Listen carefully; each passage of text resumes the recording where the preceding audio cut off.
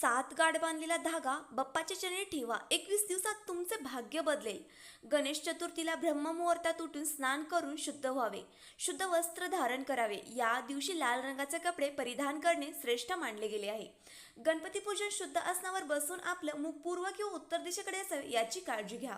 पंचामृताने गणपतीला स्नान घालावे. नंतर चंदन, अक्षदा, दुर्वा अर्पित करून कापूर जाळून पूजा आणि आरती करावी. गणपतीला मोदकांचा नैवेद्य दाखवावा. लाल रंगाचं फूल तुम्ही अर्पित करावं. म्हणजेच एक्झाम्पल, तुम्ही गणपतीचं आवडतं फूल म्हणजे जास्वंदीचं फूल सुद्धा तुम्ही अर्पण करू शकता. श्री स्वरूप ईशान कोणामध्ये स्थापित करावे आणि त्यांचे श्रीमुख पश्चिमेकडे असावे. आता एका सुती दोरा घ्यावा. याला 7 गाठी बांधाव्या आणि बाप्पाच्या चरणी ठेवून द्यावे. विसर्जनापूर्वी तो दोरा आपल्या पर्समध्ये ठेवावा.